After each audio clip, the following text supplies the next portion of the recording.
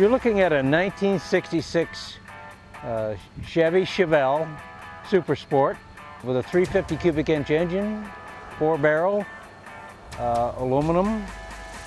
I've had it personally a little over a year. Actually, it belonged to a very good friend of mine, John Joseph. His wife Holly found this car out in a field, and she encouraged him to buy it, and he took it home, and unfortunately was not able to restore it before his passing. It was shipped to North Carolina to Holly's son-in-law, and he also didn't have really the time to restore the car. So I approached him and said, why don't I take the car to Florida, completely restore it, and give it back to you? Just like that, because I like doing things like that. And he said, why don't you do that and then just keep it? It was actually not in really rough shape.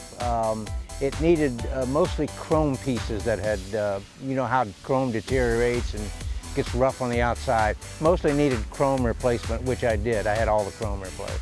It was in the body shop, had a complete overhaul of the body. Everything was taken off, rust removed, you know, cleaned up, painted, etc. It was kind of a copper gold color, yeah, at the time when they found it.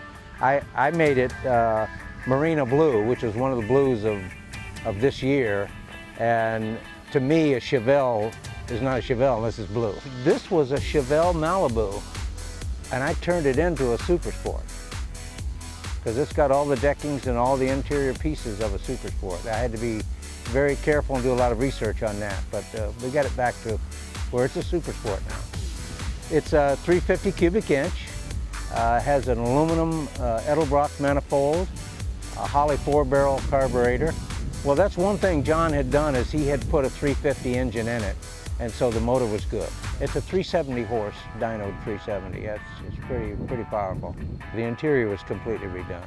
Like I said, the man that did the painting on the car took the dashboard completely out and had it painted, took all the seats out, everything. Doors off, fenders off, hood, everything. It's got a Power Glide 2-speed transmission. John wanted that in there because that's what racers use. I just got it back really from all this long process of rehabilitation, so I haven't really had the chance to drive it yet. It rides like the old classic cars did. You know, this is not a luxury car. This is a classic hot rod, if you will. So it's a little rough, but it's not bad. It's just a very, very classic 60s car that everybody loves. You know, everybody loved the classics back then. And it has all the lines and features of the old classics, and that's what I really like about it.